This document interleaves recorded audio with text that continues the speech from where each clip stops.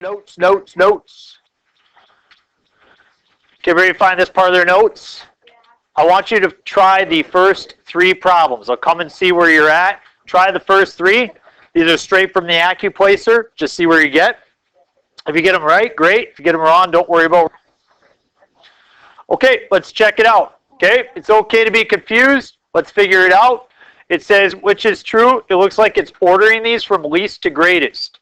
If you look, you can see that 0.2 is going to be the smallest. So you know that it's either B, C, or D. Can't be A. Then we move on. What's bigger, 0.8 or 0.9? 0.9 is bigger, so you know it has to be B or C. Then you move on. What's bigger, 0.9 or 0.801? 0.9 is larger, so C is the correct answer. That's what you want. So I start with the tenths, and then I move on from there. All right, this one is confusing for people. A lot of people will possibly, say choose this one right away. And I get that because 3 and 2 are smaller than 12 and 13, right? But if we think about the values of these fractions, that might help us out. So watch. 3 halves is the same as 1 1/2. Would everybody agree? And then 6/5 is the same as 1 1/5. Everybody agreed? And then 13/12 is 1 1/12. So you can see that they all start with 1, but the fraction 1/2 is the biggest, whereas 1/12 is the smallest. So it turns out this is the smallest, then this, then this. So it is letter D. The last one is a review of order of operations. We start with division, okay? It goes parentheses, exponents, multiplication, division, and addition, subtraction. So there's no parentheses, there's no exponents, so we move multiplication, division. What comes first, multiplication or division? Whichever comes first, left to right, okay? So you see we have multiplication and we have division. We do it from left to right. So 85 divided by 5, 17. Minus 12 times 3. What is 12 times 3? So minus 36 plus 4 times 3 is 12. So I did my division and multiplication left to right. Now I do my addition subtraction left to right. 17 minus 36 is negative 19. And I add 12 to that, I get negative 7.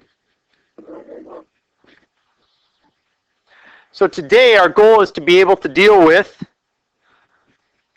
ordering numbers and also order of operations.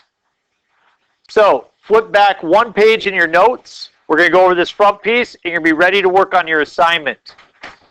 I want to order these from least to greatest. Look at how confusing it is because you have all those zeros and all those ones. What I'm going to do is I'm going to start with the smallest number. And you notice it's not going to be 1.01. It's going to be one that starts with a 0. And in fact, it's going to be 0.001. That's just 1/1000th.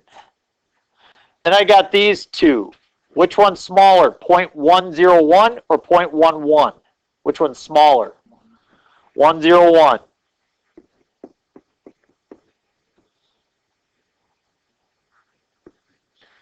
And then the next one would be 0.11, and then after that I have 1.01. Now I used the inequality sign to say 0.001 is less than 0.0101. Some people said, what if we don't use the inequality sign? What if we just put a comma? That's fine, but you should understand what that inequality sign means. Example 2 is very similar to the problem we just went over from the AccuPlacer exam. I'm going to convert each one of these to a mixed number. 3 halves is 1 1/2. 9/8 is 1 1/8.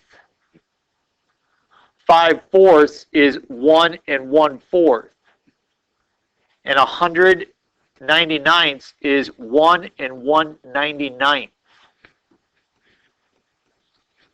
Which one's the smallest? So the 100 over 99 is the smallest. Then 1 1/8 or 9/8. Then we have the 5/4, and then we have the 3/2. So when you get to the AccuPlacer exam, those are the problems we want to make sure we all get right. The ones that are more complicated algebra problems, we could get those wrong. Well, let's make sure we get the basic ones right. Example number 3, I would say that about 30% of the class did not get this right last year. They forgot what to do with percentages. What do you do with the decimal for a percentage? Anybody know? 25% is the same as 0.25. So notice how I made that into a decimal. And then I have 0.3 as a decimal. I'm going to turn 1/5 into a decimal.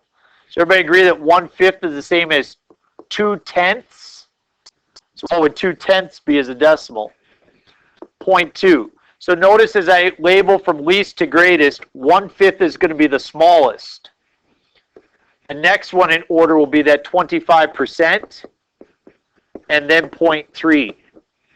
So again, you're not going to be able to just type them all into the calculator on the test. For this first test, no calculator. Try to find out ways to reason which one's bigger or smaller. Any questions on that guy? What makes number 4 different? Square root. Does anybody here know the exact value of the square root of 7? That's an approximate value.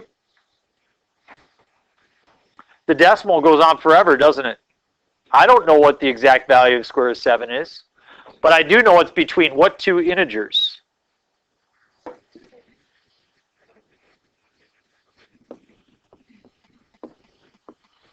Square root of 4 is 2. Square root of 9 is 3. So therefore, the square root of 7 must be between 2 and 3. And as you said, 2.6 approximately, right? Everybody see that? So I know square root of 7 is 2 point something. 3 1/3, that's bigger than 3. 5/3, that's going to be 1 2/3. Is that enough information now to tell which one's the smallest? Which one's the smallest? 5/3 is less than square root of 7, which is less than 3 1/3. So finding relationships to be able to transpose between numbers and estimate them is something you'll have to be able to do. The second thing we want to teach you today is order of operations, a review of that. We always start with parentheses. So I focus on this parentheses and I move in order from left to right. I have addition and subtraction. Those have the same level of importance. 15 plus 50 is 65 minus 5. 65 minus 5 is 60. And now I can divide by the 15, and I get 4.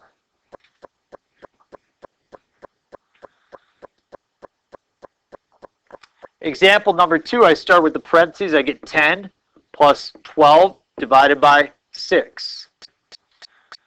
10 plus 12 is 22 divided by 6. What do you do when it doesn't divide evenly?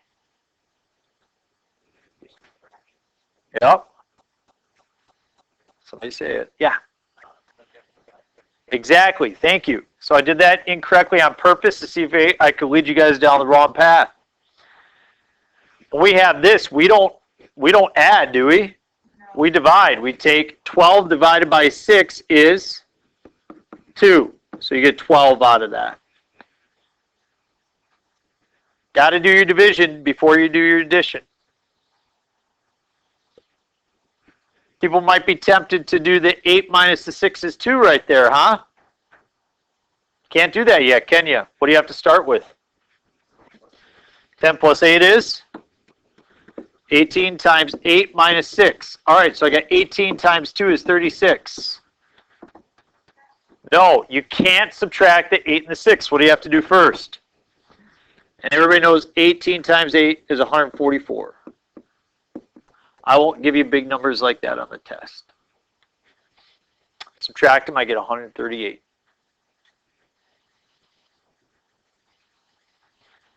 You try example 4, 5, and 6 on your own. When you get 4, 5, or 6, come put it up on the board so we can all watch.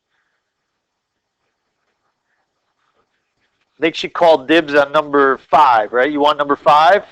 Okay. Got it. Got it. Love class participation.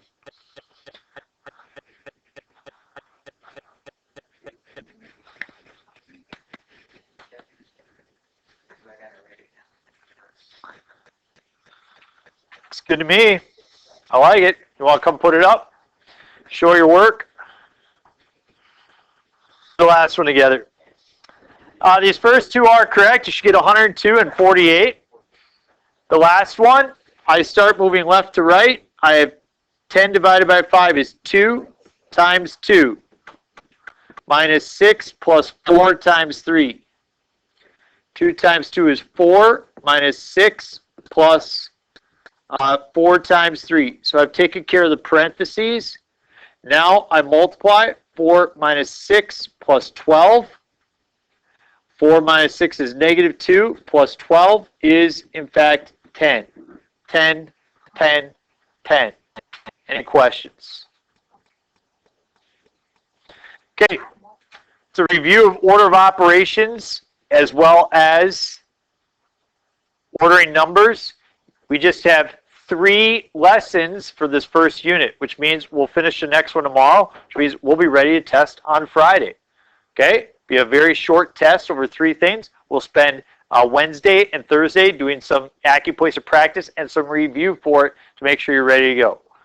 Is there any, raise your hand if you don't want an A on the first test. Is there somebody who does not want an A on the first test? You're like, no, I don't want an A. Okay, we'll try to make sure you all are ready to go and get a great grade.